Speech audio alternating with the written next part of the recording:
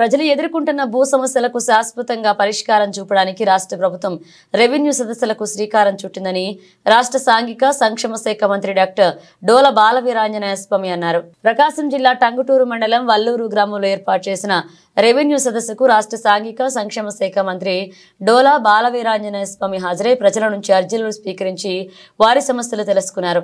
ఈ సందర్భంగా మంత్రి మాట్లాడుతూ ప్రజలు ఎదుర్కొంటున్న భూ సమస్యలను శాశ్వతంగా పరిష్కరించడానికి ప్రభుత్వం రెవెన్యూ సదస్సులకు శ్రీకారం చుట్టిందన్నారు.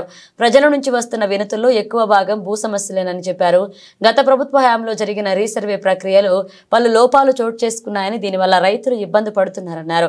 రెవెన్యూ సదస్సుల ద్వారా 45 రోజుల్లో భూ సమస్యలకు పరిష్కారం లభిస్తుందని, ఇది గొప్ప సదావకాశమని దీనిని వినియోగించుకోవాలన్నారు.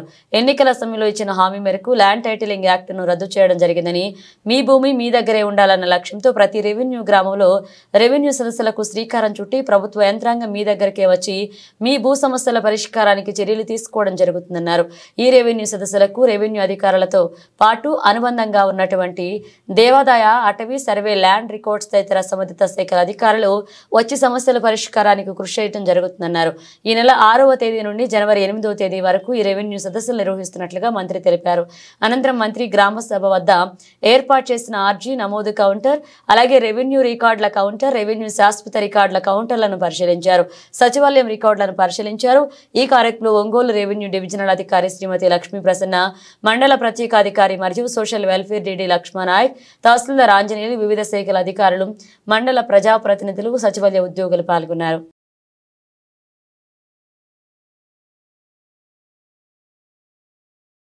గత ప్రభుత్వంలో భూముల్ని ఎక్కడ చూసినా కానీ ఖాళీగా ఉంటే ఆక్రమణ చేసుకోవటం, వాటన్నింటినీ బెదిరించి నిషేధ భూమి జాబితాలో చేర్చుకోవటం, వాళ్ళు లొంగి వచ్చిన తర్వాత దాన్ని మళ్ళీ మర్చుకోవటం, రిజిస్ట్రేషన్ చేసుకోవడం జరిగాయి. వీటన్నిటి కూడా గత ప్రభుత్వం ఫ్రీ హోల్డ్ చేస్తామని చెప్పి తీసుకురావటం, ఆ ఫ్రీ హోల్డ్ అయిన వెంటనే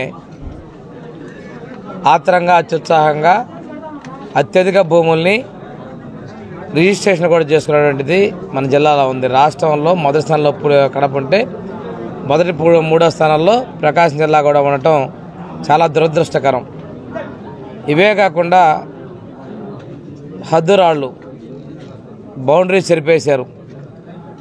బౌండరీస్ ఇష్టం వచ్చినట్టుగా ఆ భూమి తెలుగుదేశంలో ఇంకో పార్టీ ఉంటే ఒక పార్టీకి లొంగలేదంటో ఆ రాళ్ళని వాళ్ళ ఇష్ట ప్రకారం మార్చేసుకోవడం, బెదిరించడం, పోలీసు కేసులు పెట్టడం, ధనం దుర్వినియోగం, వేలాది కోట్ల రూపాయల ప్రభుత్వ ధనాన్ని రాళ్లు బొమ్మలు వేసుకోవడానికి వాటిని మార్చుకోవడానికి చేశారు. ఇవన్నీ కూడా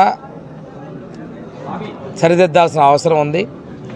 ఎన్నికల ముందు కూడా మేము హామీ ఇచ్చాం.